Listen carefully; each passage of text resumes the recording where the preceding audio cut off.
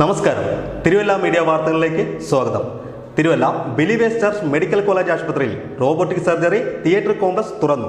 Believers eastern സഭ പരമാധ്യക്ഷൻ മോറൻമോർ Samuel Theophilos മെത്രാപ്പൊലീത്ത ഉദ്ഘാടന കർമ്മം നിർവഹിച്ചു.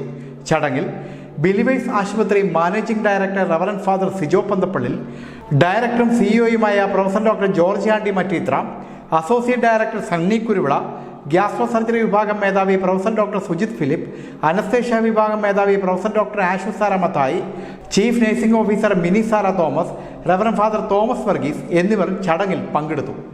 റോബോട്ടിക് റീപ്ലേസ്മെൻറ്റ് എന്ന് വെച്ച് കഴിഞ്ഞാൽ റോബോട്ട് വന്ന് ചെയ്യുന്നതാണ്. റോബോട്ടിക് റീപ്ലേസ്മെൻറ്റ് ചെയ്യുന്നതിന് എന്തെങ്കിലും ഗുണങ്ങളുണ്ട്. എൻ്റെ പേര് doctor Nithin Thomas Philip, associate professor, department of orthopaedics, believers hospital, Thiruvalla.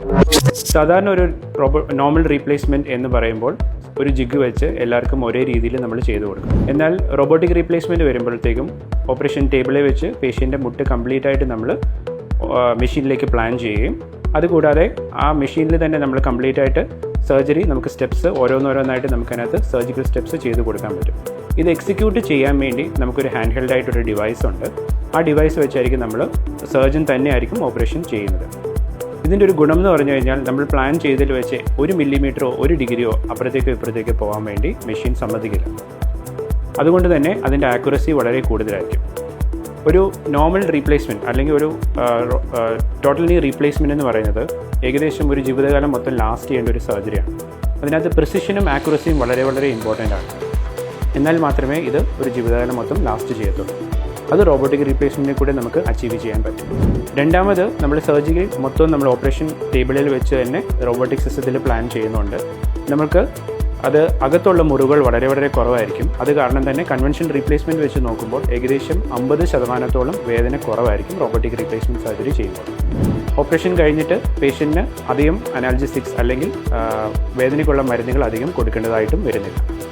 മൂന്നാമതായിട്ട് ഇതിൻ്റെ ഒരു ഗുണം എന്ന് പറയുമ്പോൾ അകത്തെ മുറിവുകൾ കുറവായതുകൊണ്ട് തന്നെ അത് കരിയാൻ വേണ്ടിയുള്ള താമസവും വളരെ വളരെ കുറവായിരിക്കും. സാധാരണ ഒരു കൺവെൻഷണൽ റീപ്ലേസ്മെൻറ്റ് ചെയ്ത ഒരാൾക്ക് സാധാരണ ജോലികൾ ചെയ്യാൻ തുടങ്ങാൻ വേണ്ടി ഏകദേശം 3 മാസം 4 മാസം സമയമെടുക്കും. എന്നാൽ റോബോട്ടിക് റീപ്ലേസ്മെൻറ്റ് ചെയ്തൊരു പേഷ്യൻ്റ് ഓപ്പറേഷൻ കഴിഞ്ഞ് അടുത്ത ദിവസം തന്നെ എണീച്ച് നിൽക്കാനും നടക്കാനും സ്വന്തം കാര്യങ്ങൾ ചെയ്യാൻ വേണ്ടി ആ പേഷ്യൻറ്റിന് സാധിക്കുന്നതാണ്. ബാത്റൂമിൽ പോകാനാണെങ്കിൽ വാക്കറെ പിടിച്ച് പോകുന്നതിന് കുഴപ്പങ്ങളൊന്നും ഉണ്ടാവില്ല. നോർമലായിട്ടുള്ള ജോലികൾ കാര്യങ്ങൾ ചെയ്യാൻ വേണ്ടി ഏകദേശം 2-3 മാസത്തിനുള്ളിൽ കംപ്ലീറ്റ് ആയിട്ടുള്ള എല്ലാ ജോലികളും ചെയ്യാൻ വേണ്ടി റോബോട്ടിക് റീപ്ലേസ്മെൻറ്റ് ചെയ്തൊരു രോഗിക്ക് അതിന് സാധിക്കുന്നതാണ്. ഇത് 3 മെയിനായിട്ടുള്ള റോബോട്ടിക് റീപ്ലേസ്മെൻറ്റ് സർജറി കൊണ്ട് നമ്മൾ ഉദ്ദേശിക്കുന്നത്. News desk, Thiruvalla media.